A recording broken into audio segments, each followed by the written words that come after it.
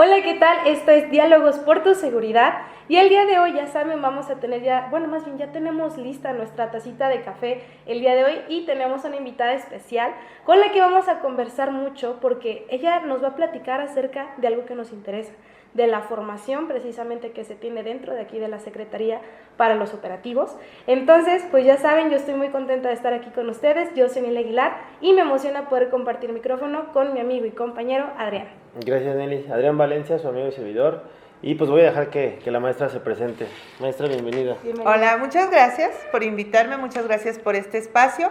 Bueno, mi nombre es Pamela Soria Armengol y yo soy la directora del Instituto Superior en Seguridad Pública de aquí del municipio de Aguascalientes, adscrito a la Secretaría de Seguridad Pública. Muy bien. Bienvenida, pues, maestra. Bienvenida, maestra, a este espacio. Entonces, bueno, maestra, primero que nada queremos que la gente te conozca, sí, que nos platiques un poquito acerca de tu formación. ¿Cómo ves? Bueno, pues mira, contarte que yo soy egresada de la Universidad Autónoma de Aguascalientes. Tengo mi licenciatura en la carrera de asesoría psicopedagógica y después de esa licenciatura yo estudié una maestría en psicoterapia gestal. Tengo también un doctorado en psicoterapias humanistas. Tengo empezado una maestría en administración pública que estoy cursando actualmente. Tengo varios diplomados en administración pública 1, otro en administración pública y seguridad pública. Y bueno, tengo diversos cursos. Soy certificador, soy certificada por parte del Poder Judicial como mediadora privada. Entonces, esa ha sido mi formación. Es una formación muy humanista. Yo estoy enfocada mucho al área de la educación. De hecho, yo desde siempre, y estoy convencida y sigo convencida que la educación es lo que va a transformar a nuestro país. Yo creo que un país educado es un país que puede salir adelante. Y mientras más nos preparemos, mientras más nos formemos y mientras más busquemos subir la educación de nivel, fomentar la investigación, vamos a traer un país mejor para todos. Indudablemente. Y maestra, queremos que nos platiques también qué fue lo que sembró en ti esa hambre precisamente, porque no toda la gente se prepara y tiene esa hambre y ese ímpetu de seguirse preparando, de seguirse formando. ¿Qué fue lo que te sembró a ti, a lo mejor desde muy chiquitita, para querer tener esa hambre de formar y decir, yo quiero estudiar pedagogía para precisamente poder sembrar esa semillita, ¿no?, en las demás personas? Cuéntanos un poco. Sí, fíjate que a mí me tocó, yo creo que como a todos, a mí me tocó ser estudiante, luego nos decían que éramos los hambriados, porque yo creo que a muchos nos ha tocado salir adelante a base de esfuerzo. A mí me tocó tener que trabajar y estudiar. Y algo que yo estaba convencida, y creo que eso se lo debo a mis padres, era decirme, lo único que te puedo dejar es tu carrera, y lo único que tú puedes tener en la vida para salir adelante es tu formación y es tu educación. Y yo me convencí de eso, y creo que en la medida en que fui estudiando, me di cuenta que lo más importante y lo más valioso que teníamos los estudiantes eran nuestros docentes. Porque a final de cuentas un docente te siembra parte incluso de su propia vida. Y yo creo que si revisamos cada uno de nosotros nuestra historia, recordamos muchos docentes con mucho cariño y decimos, ay, es que esto me lo enseñó mi maestro, o qué razón tenía mi maestro, o qué padre que tuve a este maestro.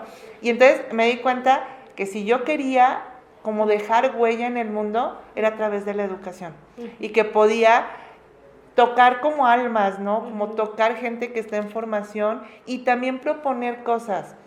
A mí me ha tocado a lo largo, en mi carrera, es una carrera medio híbrida. De hecho, siempre cuando yo entré a la universidad, todo el mundo me decía, ¿qué es un psicopedagogo? O sea, ¿qué hacen los psicopedagogos? Y incluso muchos maestros les preguntábamos, nosotros como estudiantes decían, lo van a descubrir. Y creo que yo sí lo descubrí. Yo creo que un psicopedagogo es justamente un profesional de la educación, pero que tiene una base muy sólida en la psicología. Y yo creo que es importante conocer al ser humano y además estar convencidos que el ser humano es un ser en pleno desarrollo y que si les damos las herramientas necesarias lo podemos sacar adelante. Yo creo que grande de los problemas sociales que estamos enfrentando se debe justamente a la falta de empatía, de educación, de seguimiento, de cercanía, de guía. Entonces, creo que la educación transforma. Y entonces, a través de mi carrera he podido también desarrollar o ser apoyo para el desarrollo de universidades. A mí me tocó, por ejemplo, la formación de UNEA. Yo llegué cuando UNEA no era más que la construcción. De hecho, le agradezco mucho a los hermanos González, que en ese momento me invitaron y me tocó desarrollarles los planes de estudio de muchas carreras. Entonces yo me acuerdo que al estar planeando las carreras, era como enamorarte del profesionista que ibas a formar. Y que esa parte educativa a veces no la vemos, pero el pedagogo que se sienta a planear qué tiene que aprender este profesionista, qué necesitaría, es muy padre porque así como es el que va a atender. Me acuerdo que una de las carreras, así como nuestro gran éxito de UNEA, fue la carrera de enfermería. Entonces yo me acuerdo que yo pues iba con las enfermeras a que me dijeran, oye, ¿tú qué le enseñarías? ¿Qué crees que haga falta? Y yo pensaba, ¿qué me gustaría que tenga una enfermera que atendería a mis papás o a mis hijos o a mí misma? Y entonces es la responsabilidad que tenemos en la formación. Porque al final de cuentas, tú educas a quien va a dar un servicio. Entonces, yo siempre que estoy en las aulas con los estudiantes de universidad les digo, no se les olvide que todos somos servidores. Unos son servidores públicos, pero todos del sector privado son servidores. Todas las carreras damos un servicio a otro. Puede ser un servicio en la construcción, pero yo, por ejemplo, a los de arquitectura a veces les decía, tú construyes sueños, porque alguien que pone en tus manos tu casa o tu negocio, pues estás construyendo un sueño. Entonces, la responsabilidad que lleva, ¿no? Muy bien. ¿Y cómo fue ese brinco de formar profesionistas, ahora decir, o cómo se fueron acomodando las cosas para después vamos a formar policías? ¿Cómo se fueron acomodando las cosas para llegar aquí? Fíjate que fue muy chistoso porque yo en mi época de estudiante de universidad, como te comento, yo trabajaba, o sea, yo trabajé toda mi carrera para poder pues pagar mi transporte y mis estudios, y mi sueño era trabajar con niños, o sea, a mí me gusta mucho trabajar con niños. Y como que fue parte de mi sueño. Entonces, saliendo, yo como trabajaba en la universidad, tuve la suerte que la universidad me contrató. O sea, yo trabajaba para la universidad. Entonces, cada evaluación docente que hacía la universidad, yo iba a los salones a evaluar a los docentes. Que en ese tiempo se hacía pues de manera manual, se llevaba los formatos, yo iba a cada grupo a evaluarlos, y entonces todos los semestres yo trabajaba para la Universidad Autónoma. Entonces ellos me recomiendan en su bolsa de trabajo.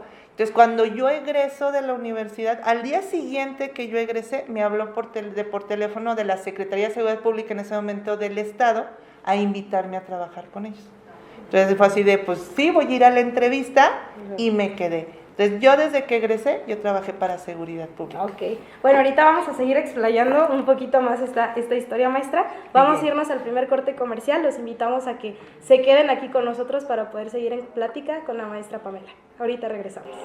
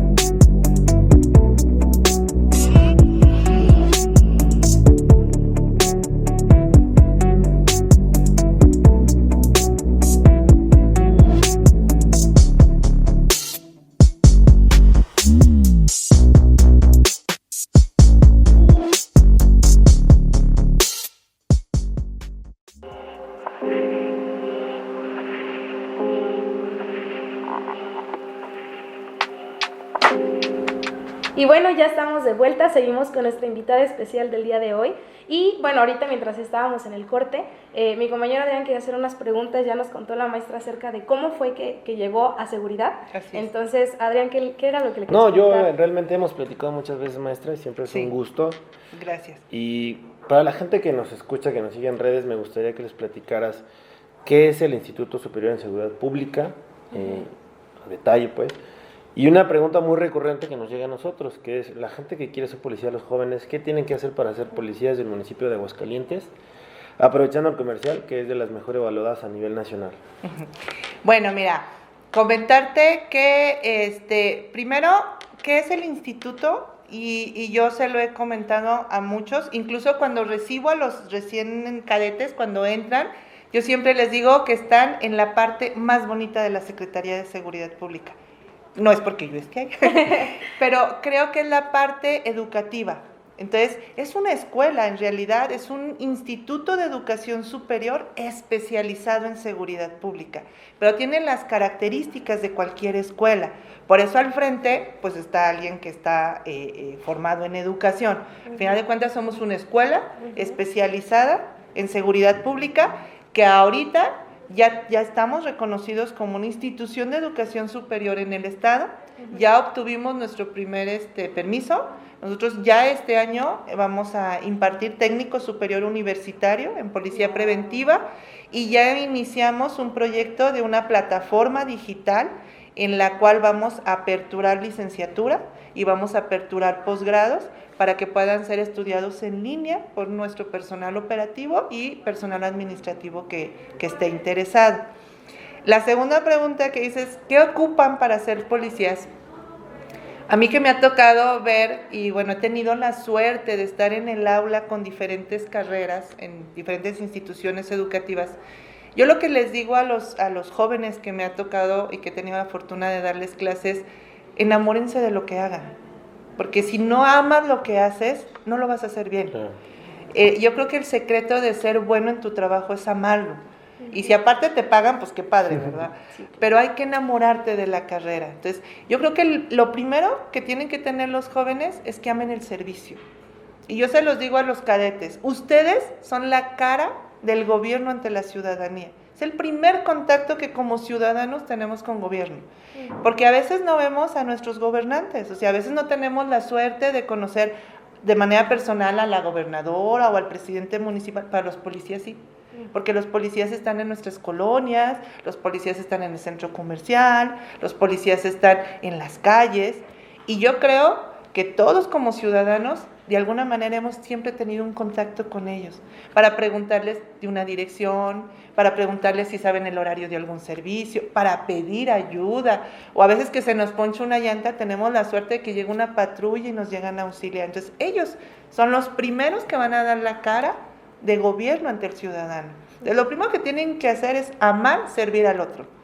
Y ellos tienen que entender que el servicio tiene que ser tan grande que van a dar la vida a veces por el ciudadano. Que eso también no se valora. Yo creo que es como el servidor público que es más claro y más comprometido en su servicio con el otro. Porque ellos arriesgan su vida por darnos seguridad a los demás.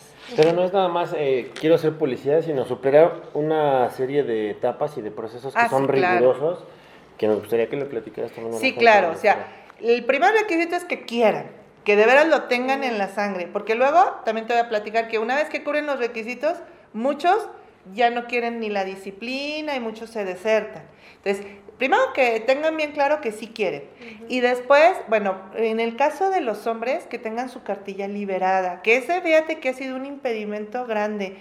Antes, y bueno, antes me siento chavorruca, pero antes en mis tiempos sí pedían, por ejemplo, para casarte a los hombres les pedían que la cartilla, o para el trámite del pasaporte pedían, oye, tu cartilla. Ahorita ya no. O sea, ya no es un trámite.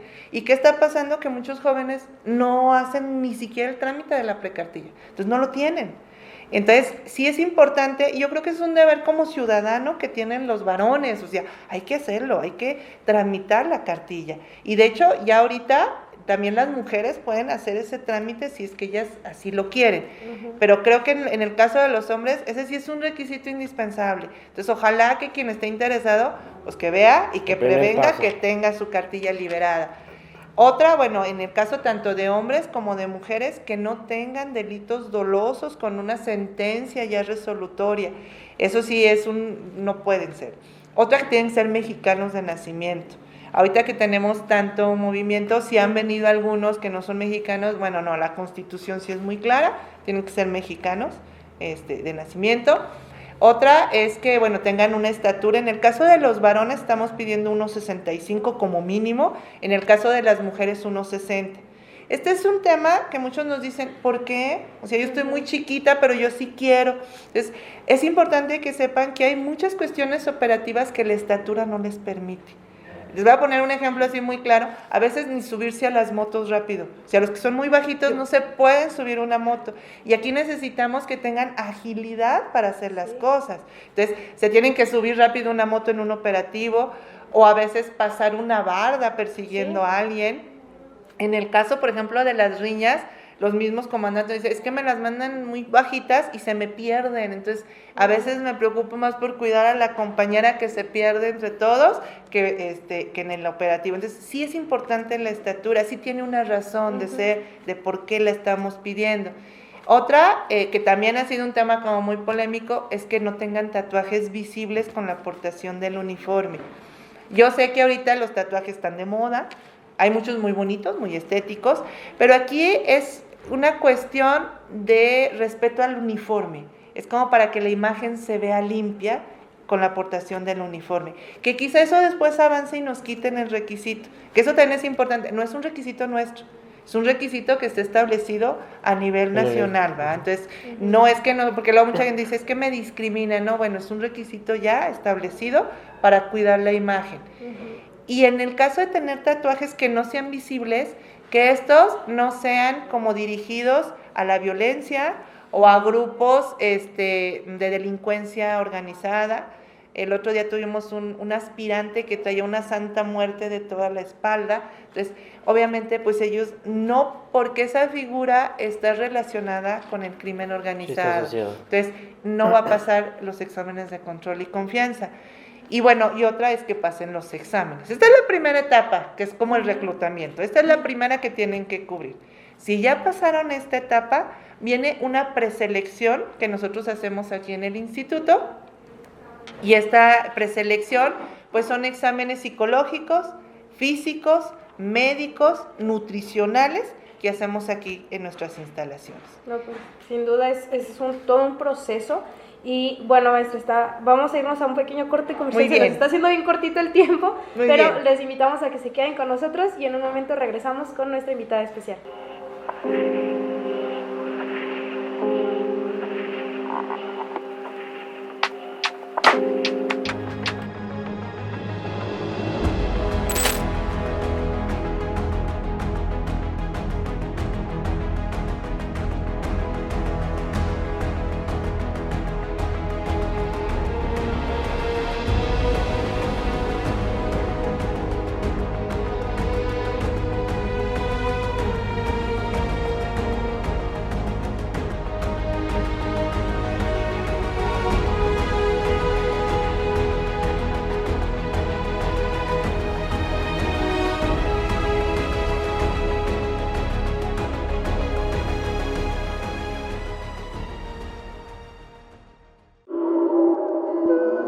¿Qué es extorsión?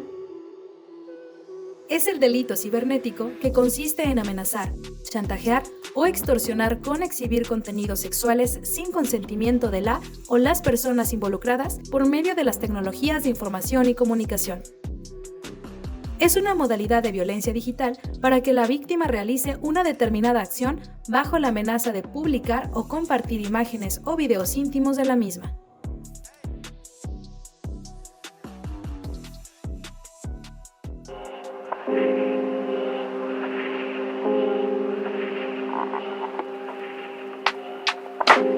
Y bueno, ya estamos de vuelta aquí en esta amena plática con nuestra invitada especial.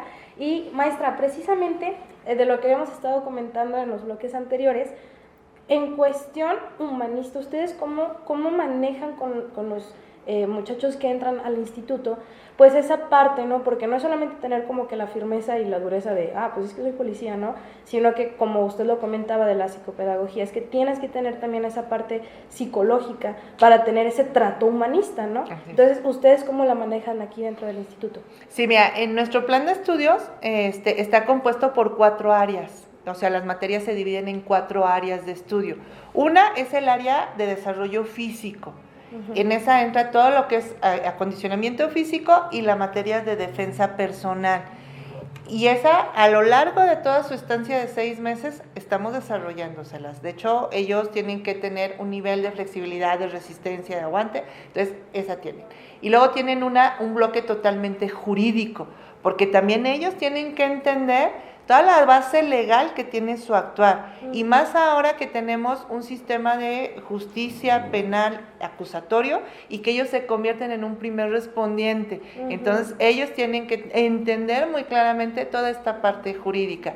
Luego tenemos toda una parte que es policial, que es donde entran todas la parte técnica, táctica policial, desde cómo detener un vehículo, cómo abordar a un detenido, cómo detenerlo, cómo hacer los traslados, y por último tenemos un área totalmente humanista.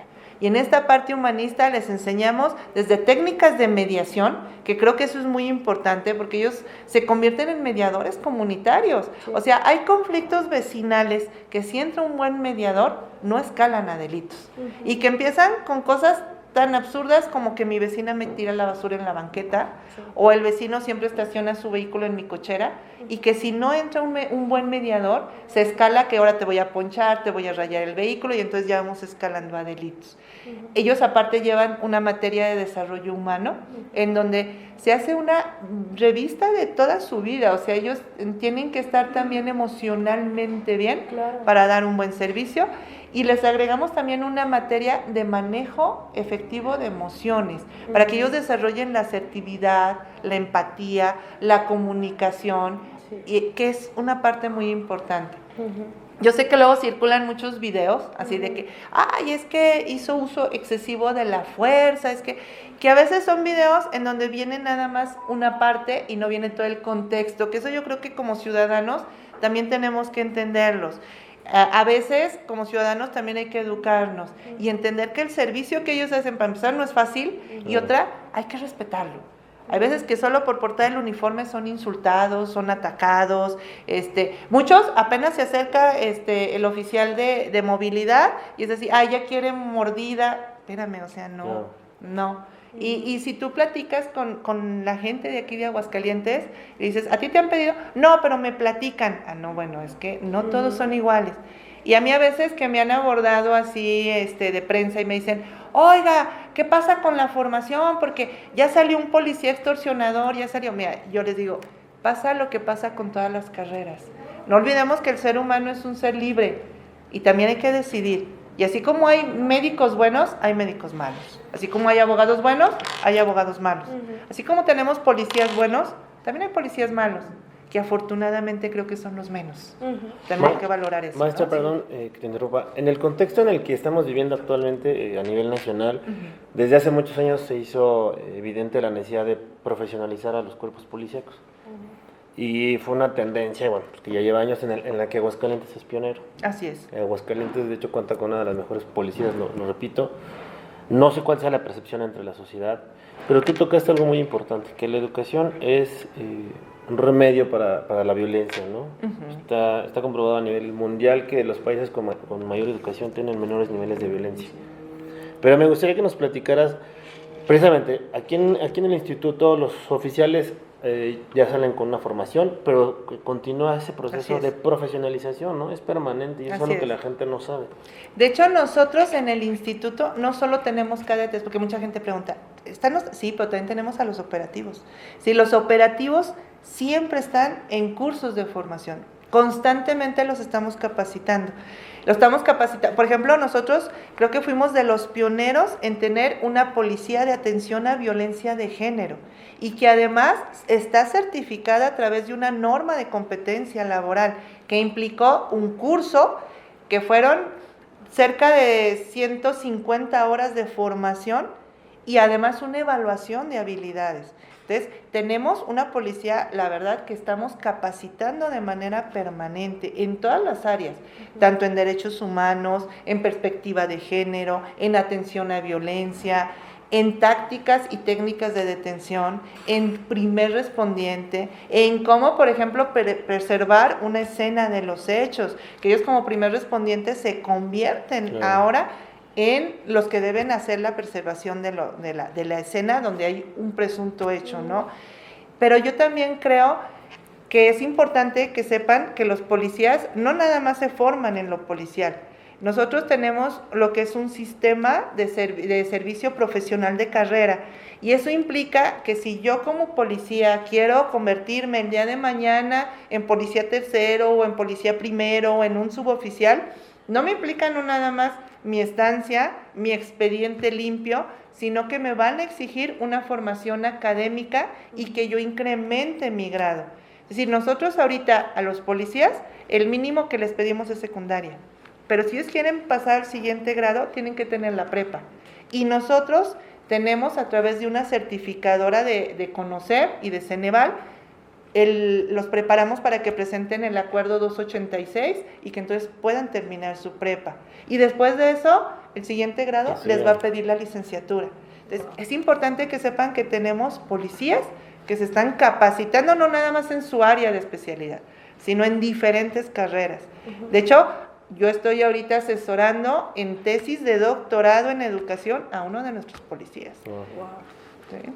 Y bueno, maestra, una última pregunta también que queríamos hacerte es si a los operativos hay alguna parte, algún acompañamiento, a lo mejor psicológico, emocional, porque sabemos que estar en la calle no es sencillo, ¿no? Y precisamente como lo comentó, a veces ellos son los primeros respondientes y los mediadores en muchas situaciones. Entonces, ¿hay alguna capacitación o acompañamiento que se les dé a ellos? Sí, mira, nosotros, para que ellos puedan portar el arma de fuego, cada año se les hace una evaluación psicológica, cada año.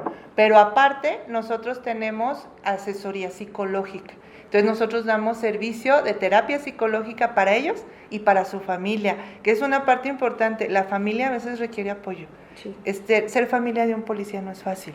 O sea, el pensar que se va, quién sabe si regrese, que digo, la vida no la tenemos comprada a nadie, pero hay trabajos de más riesgo, y aparte los horarios, que también no hacen tan fácil la convivencia familiar.